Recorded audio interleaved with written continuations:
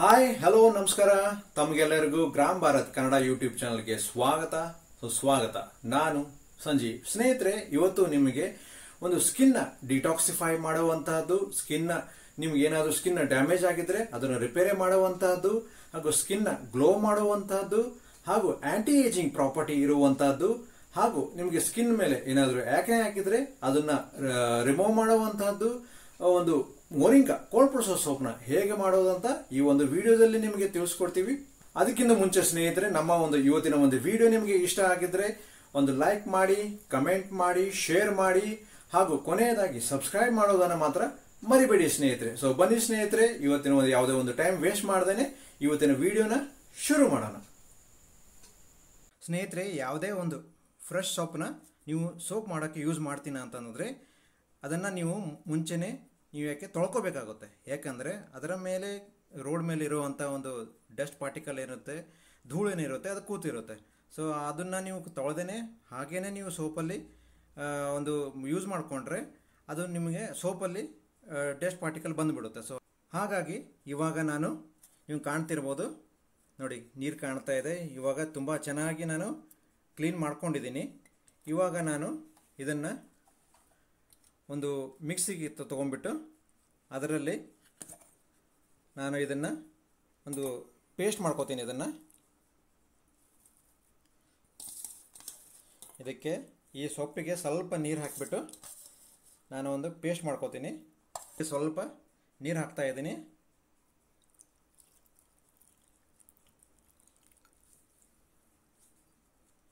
ನೀರು ಹಾಕಿಬಿಟ್ಟು ಇದನ್ನು ಮಿಕ್ಸಿ ಮಾಡ್ಕೊಂಡಿದ್ದೀನಿ. ಇವಾಗ ನೋಡ್ಬೋದು, ಕಾಣಿಸ್ತಾ ಇದೆ ನಿಮಗೆ, ಜ್ಯೂಸ್ ಕಾಣಿಸ್ತಾ ಇದೆ. ಸೊ ಈ ಜ್ಯೂಸ್ನ ನಾನು ಇದಕ್ಕೆ ಒಂದು ಬೌಲಿಗೆ ಟ್ರಾನ್ಸ್ಫರ್ ಮಾಡ್ಕೋತೀನಿ. ಹಾಗೆ ನಾನು ಇಲ್ಲಿ ಒಂದು ಬಟ್ಟೆನ ತಗೋತಾ ಇದ್ದೀನಿ, ಕಾಟನ್ ಬಟ್ಟೆನ ತಗೋತಾ ಇದ್ದೀನಿ. ಸೊ ಈ ಬಟ್ಟೆಯಲ್ಲಿ ನಾನು ಇದನ್ನು ಟ್ರಾನ್ಸ್ಫರ್ ಮಾಡ್ಕೋತೀನಿ, ಬೇಗ ಆಗುತ್ತೆ. ಇವಾಗ ಇದನ್ನು ಫೋಲ್ಡ್ ಮಾಡಿದರೆ ಆಯಿತು, ಬೇಗ ಫಿಲ್ಟರ್ ಆಗಿಬಿಡುತ್ತೆ.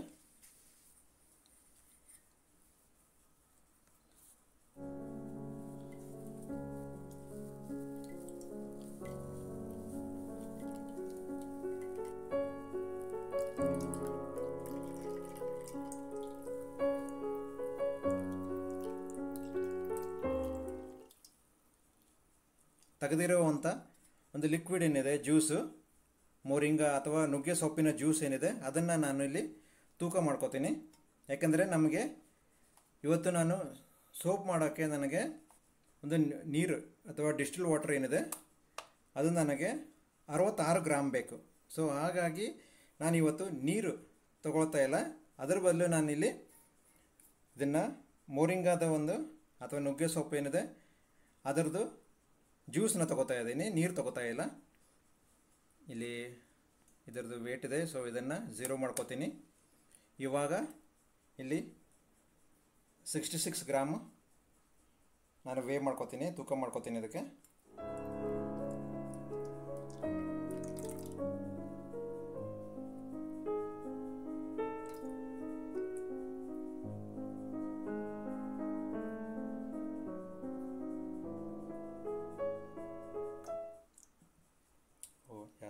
ನಾನಿಲ್ಲಿ ನಮ್ಮ ಒಂದು ನುಗ್ಗೆ ಸೊಪ್ಪಿನ ಒಂದು ಲಿಕ್ವಿಡ್ ಏನಿದೆ, ಜ್ಯೂಸ್ ಏನಿದೆ, ಅದನ್ನು ನಾನು ಇಲ್ಲಿ ತೂಕ ಮಾಡ್ಕೊಂಡಿದ್ದೀನಿ.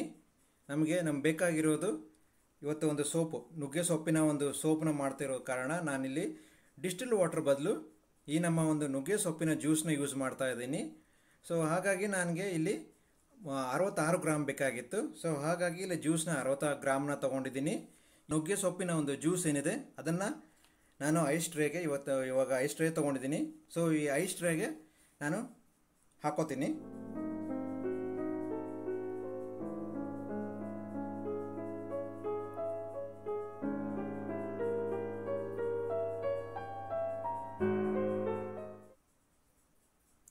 ಒಂದು ರಸ ಏನಿದೆ ಅದನ್ನು ನಾನು ಈ ಟ್ರೇಯಲ್ಲಿ ತೊಗೊಂಡಿದ್ದೀನಿ. ಸೊ ಈ ಟ್ರೇನ ತೊಗೊಂಡ್ಬಿಟ್ಟು ನಾನು ಫ್ರೀಝರಲ್ಲಿ ಇಟ್ಟು ಇದನ್ನು ಐಸ್ ಕ್ಯೂಬ್ ಆಗಿ ಕನ್ವರ್ಟ್ ಮಾಡ್ಕೋತೀನಿ. ಇವತ್ತು ಒಂದು ಮೊರಿಂಗಾ ಕೋಲ್ಡ್ ಪ್ರೆಸರ್ ಸೋಪು ಮಾಡೋಕ್ಕೆ ನಮಗೆ ಏನೆಲ್ಲ ಸಾಮಗ್ರಿ ಬೇಕಂತ ಒಂದೊಂದಾಗಿ ನೋಡ್ತಾ ಹೋಗೋಣ. ಮೊದಲಿಗೆ ನಾನಿಲ್ಲಿ ಕಾಸ್ಟಿಕ್ ಸೋಡಾನ ತೊಗೊಂಡಿದ್ದೀನಿ, ಹಾಗೂ ಇಲ್ಲಿ ಮೊರಿಂಗಾ ಪೌಡರ್ ಅಥವಾ ಮೋರಿಂಗ ಸೊಪ್ಪು ಏನಿದೆ, ನುಗ್ಗೆ ಸೊಪ್ಪಿನ ಒಂದು ಜ್ಯೂಸ್ನ ತೊಗೊಂಡ್ಬಿಟ್ಟು ಅದನ್ನು ಐಸ್ ಕ್ಯೂಬ್ ಮಾಡ್ಕೊಂಡಿದ್ದೀನಿ. ಸೊ ನೆಕ್ಸ್ಟ್ ಬಂದುಬಿಟ್ಟು ಇಲ್ಲಿ ಆಯಿಲ್ಸ್ಗಳು ಒಂದೊಂದಾಗಿ ಹೇಳ್ತಾ ಹೋಗ್ತೇನೆ ನೋಡಿ. ಇಲ್ಲಿ ಕೊಬ್ಬರಿ ಎಣ್ಣೆನ ತೊಗೊಂಡಿದ್ದೀನಿ, ಇದು ಕ್ಯಾಸ್ಟರ್ ಆಯಿಲ್ನ ತೊಗೊಂಡಿದ್ದೀನಿ, ಇಲ್ಲಿ ರೈಸ್ ಬ್ರಾನ್ನ ತೊಗೊಂಡಿದ್ದೀನಿ, ಇಲ್ಲಿ ಸೀಸೇಮ್ ಆಯಿಲ್ನ ತೊಗೊಂಡಿದ್ದೀನಿ, ಇದು ಆಲಿವ್ ಆಯಿಲ್ನ ತೊಗೊಂಡಿದ್ದೀನಿ, ಹಾಗೂ ಇಲ್ಲಿ ಶೇಂಗಾದ ಎಣ್ಣೆ, ಇವೆಲ್ಲ ಗಾಣದ ಎಣ್ಣೆನ ತೊಗೊಂಡಿದ್ದೀನಿ. ಸೊ ಹಾಗೆ ನೆಕ್ಸ್ಟು ಅಡಿಟಿವ್ಸ್ ಬಂದುಬಿಟ್ಟು ನಾನಿಲ್ಲಿ ಮೋರಿಂಗ ಪೌಡರ್ ಅಥವಾ ನುಗ್ಗೆ ಸೊಪ್ಪಿನ ಪೌಡರ್ನ ತೊಗೊಂಡಿದ್ದೀನಿ, ಹಾಗೂ ಇಲ್ಲಿ ವೈಲ್ಡ್ ಟರ್ಮರಿಕ್ ಪೌಡರ್. ಇಷ್ಟೆಲ್ಲ ಇವತ್ತು ನಮಗೆ ಬೇಕಾಗಿರುವ ಒಂದು ಸಾಮಗ್ರಿ. ಬನ್ನಿ, ಇವಾಗ ನಾನು ಒಂದು ನುಗ್ಗೆ ಸೊಪ್ಪಿನ ಒಂದು ಐಸ್ ಕ್ಯೂಬ್ಸು, ಜ್ಯೂಸಿನಿಂದ ಒಂದು ಐಸ್ ಕ್ಯೂಬ್ಸ್ ಏನು ಮಾಡ್ಕೊಂಡಿದ್ದೆ, ಅದು 66 ಗ್ರಾಮ್ ಇದೆ. ಇಲ್ಲಿ ಕಾಣಿಸ್ತಾ ಇದೆ ನೋಡಿ ಐಸ್ ಕ್ಯೂಬ್ಸು, ನುಗ್ಗೆ ಸೊಪ್ಪಿನ ಒಂದು ಜ್ಯೂಸ್ನ ಐಸ್ ಕ್ಯೂಬು. ಅದಕ್ಕೆ ನಾನು ಇಲ್ಲಿ 28 ಗ್ರಾಮು ಕಾಸ್ಟಿಕ್ ಸೋಡಾನ ಹಾಕೋತಾ ಇದ್ದೀನಿ. ಇದನ್ನು ಮಿಕ್ಸ್ ಮಾಡ್ಕೋತೀನಿ. ಇದಕ್ಕೆ ಕಾಸ್ಟಿಕ್ ಸೋಡಾಕ್ಕೆ ಸ್ಲೋ ಆಗಿ ನಮ್ಮ ಒಂದು ಕ್ಯೂಬ್ಸ್ ಏನಿದೆ ಐಸ್ ಕ್ಯೂಬ್ಸ್, ಅದಕ್ಕೆ ಸ್ಲೋ ಆಗಿ ಮಿಕ್ಸ್ ಮಾಡ್ಕೋಬೇಕು.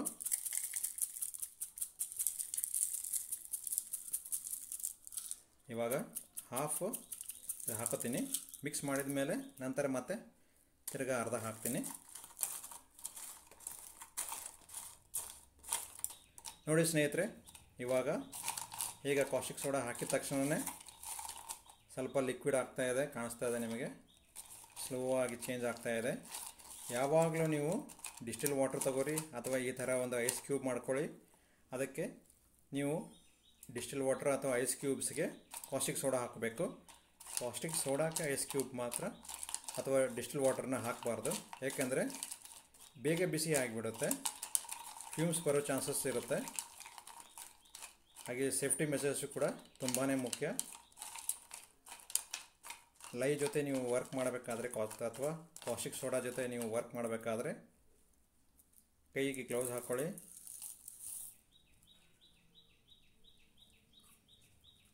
ನೋಡಿ ಸ್ನೇಹಿತರೆ, ಇವಾಗ ನಾನು ಎಲ್ಲನೂ ಹಾಕ್ಕೊಂಡಿದ್ದೀನಿ. ಇದನ್ನು ಸ್ಲೋ ಆಗಿ ಕರೆಸ್ಕೋತೀನಿ. ಇವಾಗ ನೋಡ್ಬೋದು, ಮುಂಚೆ ಐಸ್ ಕ್ಯೂಬ್ಸ್ ಇತ್ತು, ಇವಾಗ ಸ್ಲೋ ಆಗಿ ಲಿಕ್ವಿಡಿಗೆ ಕನ್ವರ್ಟ್ ಆಗ್ತಾ ಇದೆ. ಹಾಗೂ ನನ್ನ ಒಂದು ಬೀಕರ್ ಏನಿದೆ ಅದು ಕೂಡ ಬಿಸಿ ಆಗ್ತಾ ಇಲ್ಲ, ಯಾಕೆಂದರೆ ನಾನು ಇದಕ್ಕೆ ಐಸ್ ಕ್ಯೂಬ್ ಆಗಿ ಕನ್ವರ್ಟ್ ಮಾಡ್ಕೊಂಡಿದ್ದೆ ಫ್ರೀಸರಲ್ಲಿ ಇಟ್ಟು. ಅದಕ್ಕೆ ಸ್ಲೋ ಆಗುತ್ತೆ. ಡೈರೆಕ್ಟಾಗಿ ಡಿಸ್ಟಿಲ್ ವಾಟರ್ನ ನಾನು ತೊಗೊಂಡಿದ್ದರೆ ಇಷ್ಟೊತ್ತಿಗೆ ಬಿಸಿ ಆಗಿರೋದು. ನಮ್ಮ ಒಂದು ಲಿಕ್ವಿಡ್ ಏನಿದೆ ಕಾಸ್ಟಿಕ್ ಸೋಡಾ ಹಾಕೊಳ್ಳೋಣ ಬಿಸಿ ಆಗಿರೋದು. ಇವಾಗ ಹೀಗೇನೆಂದರೆ ಪ್ರೋಸೆಸ್ಸು ಸ್ಲೋ ಆಗುತ್ತೆ, ಇದು ಬೇಗನೆ ಬಿಸಿ ಆಗೋದಿಲ್ಲ. ಇದೇ ರೀತಿ ನೀವು ಒಂದು 2 ನಿಮಿಷ ಮಾಡಿದರೆ ನೋಡಿ ಸ್ನೇಹಿತರೆ, ಆಲ್ರೆಡಿ ಕರೆಗೆ ಹೋಯ್ತು. ಅಲ್ಲಲ್ಲಿ ನಿಮಗೆ ಕಾಣಿಸುತ್ತೆ, ವೈಟ್ ಕಾಣಿಸ್ತಾ ಇದೆ ನೋಡಿ ಕಾಸ್ಟಿಕ್ ಸೋಡಾ.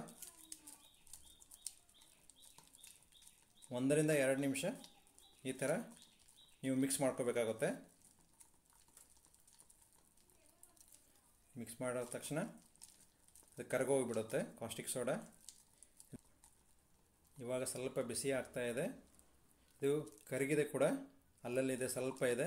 ಸೊ ಇದನ್ನು ಹೀಗೆ ಒಂದು 20 ರಿಂದ 25 ನಿಮಿಷ, ಮ್ಯಾಕ್ಸಿಮಮ್ ಒಂದು ಹಾಫ್ ಆನ್ ಅವರ್ ಇದನ್ನು ಒಂದು ರೂಮ್ ಟೆಂಪ್ರೇಚರ್ ಬರೋವರೆಗೆ ನಾವು ಹಾಗೆ ಇದಕ್ಕೆ ಬಿಡಬೇಕು. ಸೊ ಹಾಗಾಗಿ ನಾನು ಒಂದು 20 ರಿಂದ 25 ನಿಮಿಷ ಇದಕ್ಕೆ ಬಿಡ್ತಾ ಇದ್ದೇನೆ. ಇವಾಗ ಬನ್ನಿ ಸ್ನೇಹಿತರೆ, ನಮ್ಮ ಒಂದು ಲೈ ಸೊಲ್ಯೂಷನ್ ಏನಿದೆ ಅದು ರೂಮ್ ಟೆಂಪ್ರೇಚರ್ ಬರೋವರೆಗೆ ನಾನಿಲ್ಲಿ ನಮ್ಮ ಒಂದು ಆಯಿಲ್ಸ್ ಏನಿದೆ ಆ ಆಯಿಲ್ಸ್ನ ಒಂದೊಂದಾಗಿ ಬೀಕರ್ಗೆ ಹಾಕೋತೀನಿ.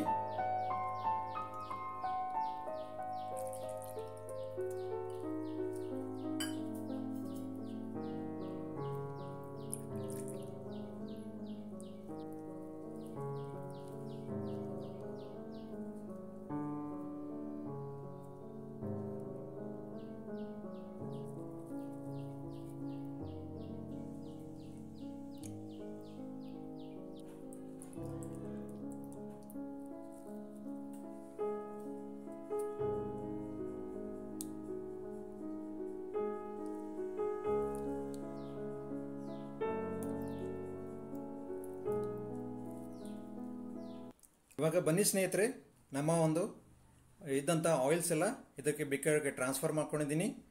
ಸೊ ಇವಾಗ ಈ ಎಲ್ಲ ಆಯಿಲ್ಸ್ನ ಚೆನ್ನಾಗಿ ಕಲಕಿ ಮಿಕ್ಸ್ ಮಾಡ್ಕೋತೀನಿ.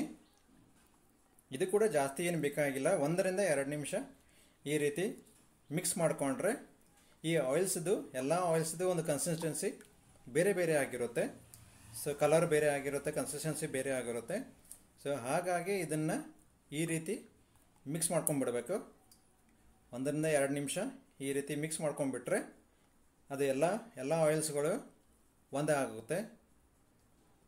ಇದನ್ನು ಕೂಡ ಸ್ನೇಹಿತರೆ ನಮ್ಮ ಒಂದು ಕಾಸ್ಟಿಕ್ ಸೋಡಾ ಅಥವಾ ಲೈ ಏನಿದೆ ಅದು ರೂಮ್ ಟೆಂಪ್ರೇಚರ್ ಬರೋವರೆಗೆ ಇದನ್ನು ಕೂಡ ಅದ್ರ ಜೊತೆಗೆ ತೆಗೆದಿಡ್ತಾ ಇದ್ದಾರೆ. ಇವಾಗ 25 ನಿಮಿಷ ಆಯಿತು. ಇವಾಗ ನಮ್ಮ ಒಂದು ಲೈ ಸೊಲ್ಯೂಷನ್ ಏನಿದೆ ಅದು ನಾರ್ಮಲ್ ಟೆಂಪ್ರೇಚರ್ ರೂಮ್ ಟೆಂಪ್ರೇಚರ್ಗೆ ಬಂದಿದೆ. ಇವಾಗ ನೀವು ನೋಡ್ಬೋದು, ಯಾವುದೇ ಒಂದು ನೀವು ಮಾಡಬೇಕಾದ್ರೆ ಈ ಥರ ಒಂದು ಮುಟ್ಟಿ ನೋಡಿದರೆ ನಾರ್ಮಲ್ ಅನಿಸಿದರೆ ರೂಮ್ ಟೆಂಪ್ರೇಚರ್ ಬಂದಿದೆ ಅಂತ ಅನ್ಕೋಬೇಕು. ಸೊ ನಾನು ಇದಕ್ಕೆ ನಮ್ಮ ಆಯಿಲ್ಸ್ಗೆ ಇದನ್ನು ನಮ್ಮ ಒಂದು ಲೈ ಸೊಲ್ಯೂಷನ್ ಏನಿದೆ ಅದನ್ನು ಇಲ್ಲಿ ಹಾಕೋತೀನಿ, ಫಿಲ್ಟರ್ ಮಾಡ್ಕೋತೀನಿ. ಫಿಲ್ಟರ್ ಮಾಡ್ಕೊಳ್ಳೋದು ಯಾಕಂತಂದರೆ ನಮ್ಮ ಒಂದು ಲೈ ಸೊಲ್ಯೂಷನ್ ಏನೇನಿದೆ ಅದು ಒಂದು ಮೊರಿಂಗಾ ಸೊಪ್ಪು ಏನಿದೆ ಅದರದ್ದು ಒಂದು ಲೀವ್ಸ್ ಏನಿದೆ ಇದರಲ್ಲಿ ಉಳ್ಕೊಂಡಿರುತ್ತೆ, ಹಾಗೂ ಕಾಸ್ಟಿಕ್ ಸೋಡಾದ ಒಂದು ಡಸ್ಟ್ ಪಾರ್ಟಿಕಲ್ ಏನಿರುತ್ತೆ ಏನಾದ್ರು ಇದ್ದರೆ ಅದು ಇದರಲ್ಲಿ ಉಳ್ಕೊಂಡಿರುತ್ತೆ. ಸೊ ಹಾಗಾಗಿ ನಾನು ಇದಕ್ಕೆ ಫಿಲ್ಟರ್ ಮಾಡ್ಕೋತೀನಿ ಎಣ್ಣೆಗೆ.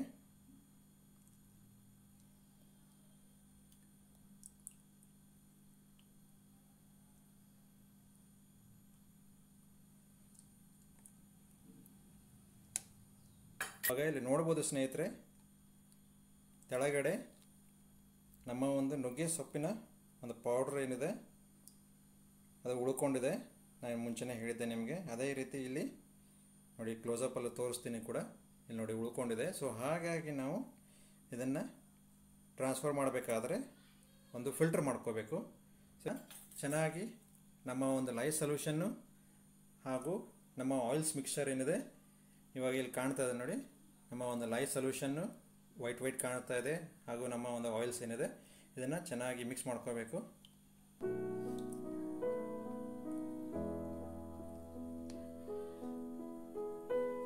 ಮುಂಚೆ ಡಾರ್ಕ್ ಇತ್ತು, ಇವಾಗ ಎಷ್ಟು ಬೇಗ ಕಲರ್ ಚೇಂಜ್ ಆಗೋಯ್ತು. ಟ್ರೇಸ್ ಕೂಡ ಬೇಗನೆ ಬಂದಿದೆ.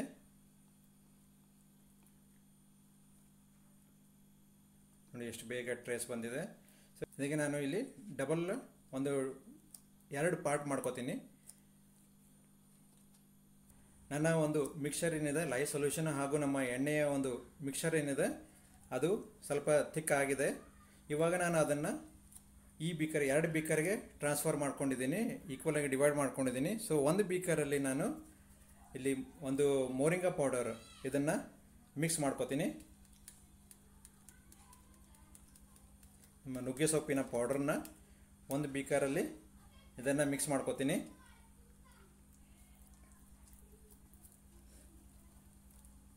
ಹಾಗೂ ನೋಡು ಇಲ್ಲಿ ಕಾಣಿಸ್ಬೋದು ನಿಮಗೆ, ನೋಡಿ ಹೇಗೆ ಕಾಣಿಸ್ತಾ ಇದೆ, ಕಲರ್ ಚೇಂಜ್ ಆಗಿದೆ. ನುಗ್ಗೆ ಸೊಪ್ಪಿನ ಒಂದು ಕಲರ್ ಚೇಂಜ್ ಆಗಿದೆ, ಗ್ರೀನ್ ಕಲರ್ ಕಾಣಿಸ್ತಾ ಇದೆ. ಸೊ ನೆಕ್ಸ್ಟ್ ಈ ಒಂದು ಸೆಕೆಂಡ್ ಬೀಕರ್ಗೆ ಏನಿದೆ ನಾನು ಇದಕ್ಕೆ ಒಂದು ವೈಲ್ಡ್ ಟರ್ಮರಿಕ್ ಪೌಡರ್ ಏನಿದೆ ಅದನ್ನು ಮಿಕ್ಸ್ ಮಾಡ್ಕೋತೀನಿ. ಕಸ್ತೂರಿ ಹಲ್ದಿ, ಸೊ ಇದನ್ನು ಮಿಕ್ಸ್ ಮಾಡ್ಕೋತೀನಿ.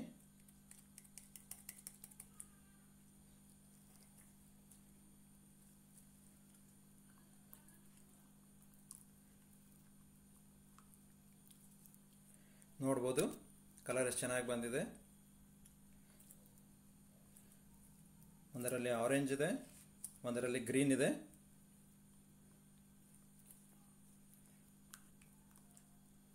ನೋಡಿ ತಿಕ್ಕ ಕಾಣಿಸ್ತಾ ಇದೆ, ತುಂಬಾ ತಿಕ್ಕಾಗಿದೆ. ಎರಡಕ್ಕೂ ನಾನು ಇಲ್ಲಿ ಇವತ್ತು ಫ್ರೇಗ್ರೆನ್ಸ್ಗೆ ಟರ್ಮರಿಕ್ ಫ್ರೇಗ್ರೆನ್ಸ್ನ ಯೂಸ್ ಮಾಡ್ತಾ ಇದ್ದೀನಿ. ಯಾಕಂದರೆ ಇಲ್ಲಿ ವೈಲ್ಡ್ ಟರ್ಮರಿಕ್ ಅಥವಾ ಕಸ್ತೂರಿ ಹಲ್ದಿನ ಯೂಸ್ ಮಾಡಿದ್ದೀನಿ. ಸೊ ಹಾಗಾಗಿ ನಾನಿಲ್ಲಿ ಇದಕ್ಕೆ ಒಂದು 4 ಡ್ರಾಪ್ಸ್ ಹಾಕೋತೀನಿ. ಎರಡಕ್ಕೂ ಕೂಡ 4 ಡ್ರಾಪ್ಸ್ ಫ್ರೇಗ್ರೆನ್ಸ್ಗೆ.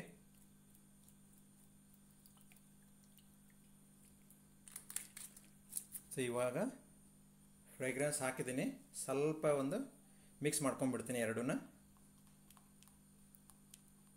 ಕಲರ್ ನೋಡ್ಬೋದು, ಇಲ್ಲಿ ಸೈಡಲ್ಲಿ ಎಷ್ಟು ಚೆನ್ನಾಗಿ ಬಂದಿದೆ, ಆರೆಂಜ್ ಕಲರ್ ಬಂದಿದೆ.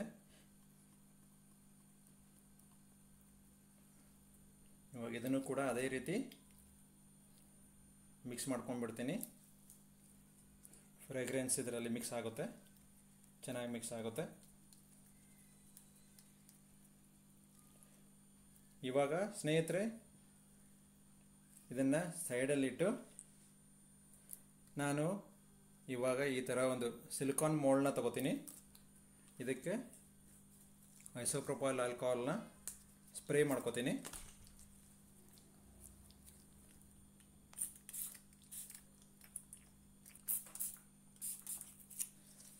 ಈ ಥರ ಐಸೋಪ್ರೊಪೈಲ್ ಆಲ್ಕೋಹಾಲ್ನ ಸ್ಪ್ರೇ ಮಾಡ್ಕೊಳ್ಳೋದ್ರಿಂದ ನಿಮ್ಮ ಒಂದು ಏನಾದರೂ ಡಸ್ಟ್ ಪಾರ್ಟಿಕಲ್ ತೊಳೆದ ಮೇಲೂ ಕೂಡ ಇದರಲ್ಲಿ ಉಳ್ಕೊಂಡಿದ್ರೆ ಅದು ಕ್ಲೀನ್ ಆಗಿಬಿಡುತ್ತೆ. ಸೊ ಇವಾಗ ಬನ್ನಿ ಸ್ನೇಹಿತರೆ, ನಾನು 2 ಕಲರ್ ಆಗಿ ಒಂದೇ ಸೋಪಲ್ಲಿ 2 ಕಲರನ್ನ ನಾನು ಮಾಡಿ ತೋರಿಸ್ತಾ ಇದ್ದೇನೆ ಇವತ್ತು. ಸೊ ಹಾಗಾಗಿ ಸ್ನೇಹಿತರೆ ಬನ್ನಿ, ಇವಾಗ ನಿಮಗೆ ಇದನ್ನು ಹೇಗೆ ಮಾಡೋದಂತ ನಿಮಗೆ ತೋರಿಸ್ಕೊಡ್ತಾ ಇದ್ದೀನಿ. ನೀವು ನೋಡಿ ಪೋರ್ ಮಾಡ್ತೀನಿ. 2 ಸೇಮ್ ಆಗಿ ಹಾಕ್ತಾ ಹೋಗಬೇಕು. ಒಂದು ಎಜ್ಜಿಂದ ಇನ್ನೊಂದು ಎಜ್ಜಿಗೆ ಸೇಮ್ ಸ್ಪೀಡನ್ನು ಹಾಕ್ತಾ ಹೋಗಬೇಕು.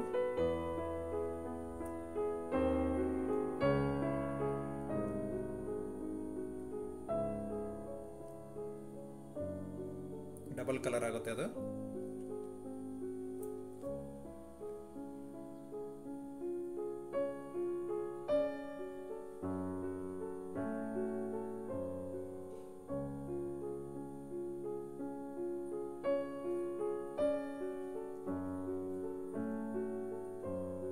ಇವಾಗ ಇದನ್ನು ಸ್ವಲ್ಪ ಬೇರೆ ಡಿಸೈನಲ್ಲಿ ಮಾಡ್ತೀನಿ. ನೋಡಿ, ಕಾರ್ನರ್ ಇಲ್ಲ, ಫುಲ್ ಒಂದು ಲೆಂತ್ ಆಗಿ ಮಾಡ್ತಾ ಇದ್ದೀನಿ.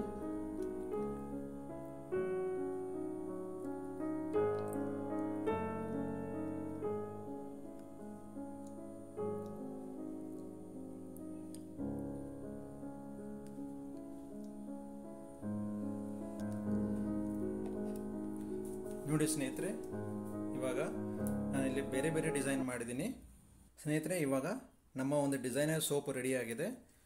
ಇವಾಗ ನಾನು ಮೇಲೆ ಐಸೋಪ್ರೊಪೈಲ್ ಆಲ್ಕೋಹಾಲ್ನ ಸ್ಪ್ರೇ ಮಾಡ್ತಾ ಇದ್ದೀನಿ. ಯಾಕಂದರೆ ಇಲ್ಲಿ ಯಾವುದೋ ಏನೋ ಬಬಲ್ಸ್ ಉಳ್ಕೊಂಡಿದ್ರೆ ಅದು ಹೊರಟು ಹೋಗುತ್ತೆ.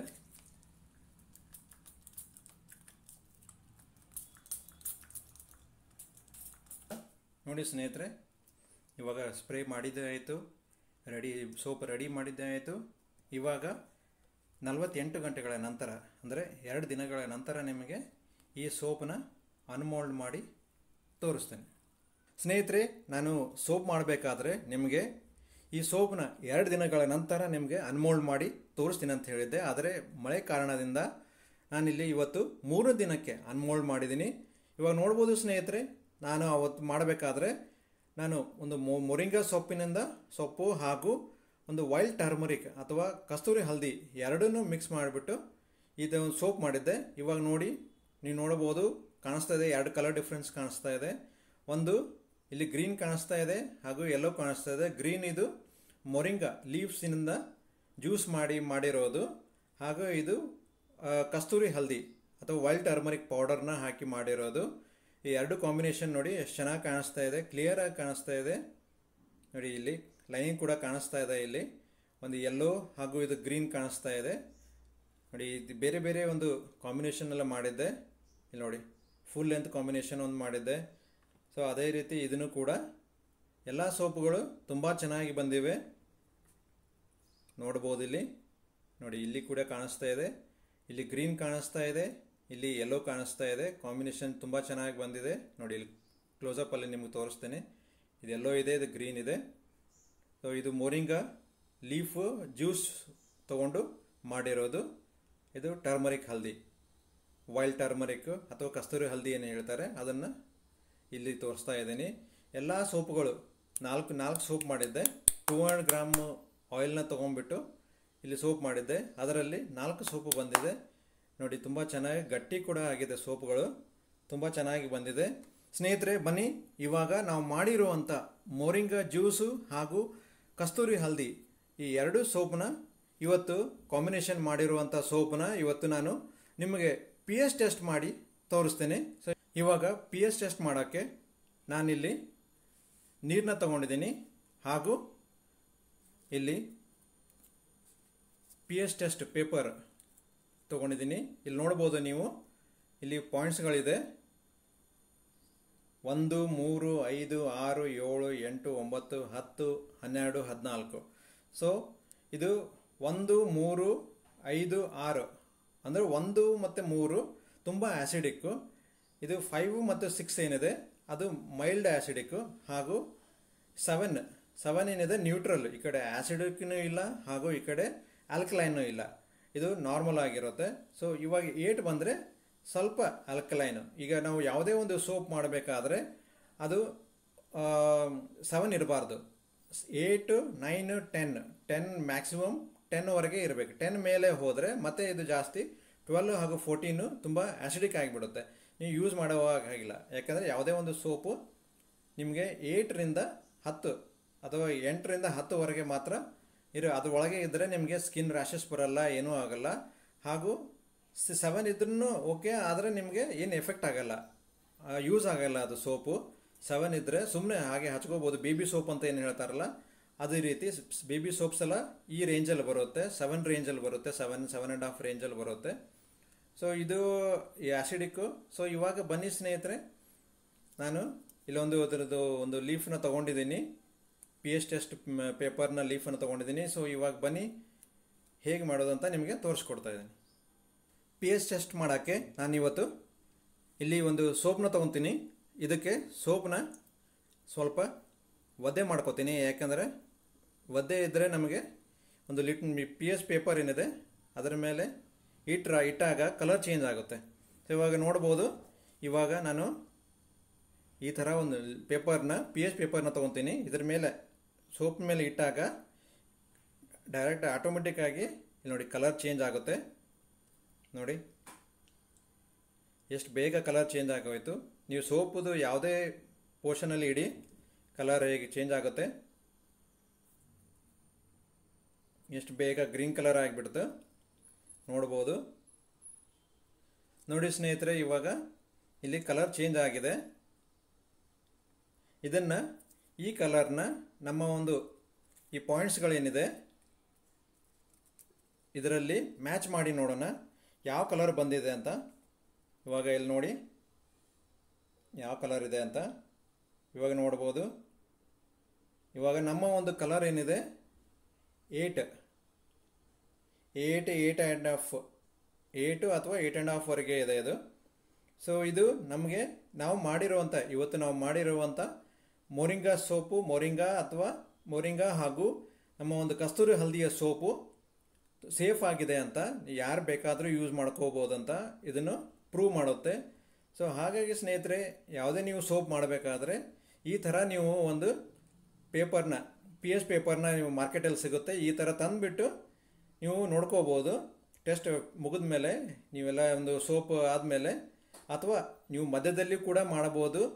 ಒಂದು ಟ್ರೇಸ್ ಏನು ಬರುತ್ತೆ, ಸೋಪ್ ಎಲ್ಲ ಮಾಡಿ ಎಲ್ಲ ಮಿಕ್ಸ್ ಮಾಡಿದ ಮೇಲೆ ಒಂದು ಫೈನಲ್ ಟ್ರೇಸ್ ಏನು ಬರುತ್ತೆ, ಆ ಟ್ರೇಸಲ್ಲಿ ಅವಾಗ ಕೂಡ ನೀವು ಟೆಸ್ಟ್ ಮಾಡ್ಬೋದು ನಮ್ಮ ಒಂದು pH ಲೆವೆಲ್ ಎಷ್ಟಿದೆ ಅಂತ. ಇವಾಗ ನೋಡಿ ನಿಮಗೆ ಕ್ಲಿಯರ್ ಕಾಣಿಸ್ತಾ ಇದೆ, ಇಲ್ಲಿ 8 ಅಥವಾ 8.5 ರೇಂಜಲ್ಲಿದೆ. ಸೊ ಇದೇ ರೀತಿ ನೀವು ಕೂಡ ನಿಮ್ಮ ಮನೆಯಲ್ಲಿ ಒಂದು ಸೋಪ್ನ ಈ ಥರ ಒಂದು ಮೆಟೀರಿಯಲ್ನ ತಂದುಬಿಟ್ಟು ನೀವೇ ಮನೆಯಲ್ಲಿ ಮಾಡಿ. ಏಕೆಂದರೆ ಯಾವುದೇ ಒಂದು ಹೊರಗಡೆ ಮಾರ್ಕೆಟಲ್ಲಿ ಸಿಗುವಂಥ ಸೋಪುಗಳು ಚೆನ್ನಾಗಿರೋದಿಲ್ಲ, ಅದರಲ್ಲಿ ತುಂಬ ಕೆಮಿಕಲ್ಗಳಿರುತ್ತೆ. ಹಾಗೂ ನೀವು ತಂದು ಯೂಸ್ ಮಾಡಿದಾಗ ನಿಮ್ಮ ಸ್ಕಿನ್ ರ್ಯಾಷಸ್ ಆಗುತ್ತೆ ಹಾಗೂ ಕ್ಯಾನ್ಸರ್ ಕೂಡ ಆಗುವಂಥ ಚಾನ್ಸಸ್ ಇರುತ್ತೆ. ಬೇರೆ ಥರದಂಥ ಒಂದು ಸ್ಕಿನ್ ಇನ್ಫೆಕ್ಷನ್, ಎಕ್ಸಿಮಾ ಆಗಿರ್ಬೋದು, ಆ ಥರ ಒಂದು ಸ್ಕಿನ್ ಇನ್ಫೆಕ್ಷನ್ ಆಗುವ ಚಾನ್ಸಸ್ ಇರುತ್ತೆ. ಸೊ ಹಾಗಾಗಿ ಸ್ನೇಹಿತರೆ, ನೀವೇ ಮನೆಯಲ್ಲಿ ಮಾಡಿಕೊಂಡು ಹಾಗೂ ಇದನ್ನು ನೀವೇ ಮನೆಯವರಿಗೆ ಉಪಯೋಗಿಸಿ, ಹಾಗೂ ನಿಮಗೆ ಚೆನ್ನಾಗಿ ಅನಿಸಿದರೆ ನೀವು ಬೇರೆಯವರಿಗೆ ಕೂಡ ಮಾಡಿಕೊಡಿ ಸ್ನೇಹಿತರೆ. ಹಾಗೂ ಇದನ್ನು ಒಂದು ಯಾವುದೇ ಒಂದು ಇವತ್ತು ಸೋಪ್ ನೀವು ರೆಡಿ ಆದರೆ ಇದನ್ನು ಇವತ್ತೇ ಯೂಸ್ ಮಾಡುವ ಹಾಗಿಲ್ಲ. ನೀವು ಇದನ್ನು ಮಿನಿಮಮ್ ಆಗಿ ಒಂದು 30ಯಿಂದ 40 ಡೇಸ್ವರೆಗೂ ನೀವು ಇಲ್ಲಿ ಕ್ಯೂರಿಂಗ್ ಅಂತ ಪ್ರೋಸೆಸ್ ಇರುತ್ತೆ, ಆ ಕ್ಯೂರಿಂಗ್ನ ನೀವು ಮಾಡಲೇಬೇಕಾಗುತ್ತೆ. ಈ ಕ್ಯೂರಿಂಗ್ನ ಒಂದು ಬಾಕ್ಸಲ್ಲಿ ಹಾಕಿಬಿಟ್ಟು ನೀವು ಅದನ್ನು ಮಾಡಬೇಕಾಗುತ್ತೆ. ಬಾಕ್ಸಲ್ಲಿ ಹಾಕಿಟ್ಟು ಒಂದು 30ಯಿಂದ 45 ಡೇಸ್ವರೆಗೆ ವೇಟ್ ಮಾಡಿ, ನಂತರ 40 ಡೇಸ್ ಆದಮೇಲೆ ನೀವು ಈ ಸೋಪ್ಗಳನ್ನು ಯೂಸ್ ಮಾಡ್ಕೋಬೋದು. ಆವಾಗ ನಿಮಗೆ ಯಾವುದೇ ರೀತಿ ಒಂದು ಸ್ಕಿನ್ ಇರಿಟೇಷನ್ ಆಗಲಿ, ಈಚಿಂಗ್ ಆಗಲಿ, ಅದು ನಿಮಗೆ ಬರೋಲ್ಲ. ಯಾಕಂದರೆ ಇವಾಗಲೇ ನೀವು ಯೂಸ್ ಮಾಡ್ಕೊಂಡ್ಬಿಟ್ರೆ ಇದರಲ್ಲಿ ಸ್ವಲ್ಪ ಇನ್ನು ಒಂದು ಕಾಸ್ಟಿಕ್ ಸೋಡಾ ಏನಿದೆ ಅದು ಸ್ವಲ್ಪ ಇರುತ್ತೆ. ಸೊ ಅದು ನಿಮಗೆ ಇರಿಟೇಷನ್ನು, ಈಚಿಂಗು ಕೆಲವು ಕಾಣಿಸುತ್ತೆ, ಕೆಲವು ಆಗುತ್ತೆ, ಕೆಲವರು ಆಗೋದಿಲ್ಲ. ಸೊ ಅದಕ್ಕೋಸ್ಕರ ಒಂದು ಸೇಫ್ಟಿಗೋಸ್ಕರ ನೀವು ಒಂದು 30-40 ಡೇಸ್ ವೇಟ್ ಮಾಡಿ ಅದನ್ನು ನಂತರ ನೀವು ಯೂಸ್ ಮಾಡ್ಕೋಬೋದು. ಸ್ನೇಹಿತರೆ, ಇವತ್ತಿನ ನಮ್ಮ ಈ ವಿಡಿಯೋ ಒಂದು ಕಸ್ತೂರಿ ಹಲ್ದಿ ಹಾಗೂ ನುಗ್ಗೆ ಸೊಪ್ಪಿನ ಒಂದು ಜ್ಯೂಸ್ನ ಯೂಸ್ ಮಾಡಿಕೊಂಡು ಈ ಥರ ಸೋಪ್ ಮಾಡಿದ್ದೀನಿ. ಸೊ ಈ ಸೋಪು ನಿಮಗೆ ಮಾಡಿದ್ದು ಇಷ್ಟ ಆಗಿದರೆ ಸೊ ದಯವಿಟ್ಟು ಲೈಕ್ ಮಾಡಿ, ಕಮೆಂಟ್ ಮಾಡಿ, ಶೇರ್ ಮಾಡಿ ಹಾಗೂ ಕೊನೆಯದಾಗಿ ಸಬ್ಸ್ಕ್ರೈಬ್ ಮಾಡೋದನ್ನು ಮಾತ್ರ ಮರಿಬೇಡಿ. ಹಾಗೂ ಸ್ನೇಹಿತರೆ, ನಿಮ್ಮ ಒಂದು ಮುಂದಿನ ಭೇಟಿ ನಮ್ಮ ಮುಂದಿನ ವಿಡಿಯೋದಲ್ಲಿ. ಅಲ್ಲಿವರೆಗೂ ನಮಸ್ಕಾರ, ನಮಸ್ಕಾರ, ನಮಸ್ಕಾರ.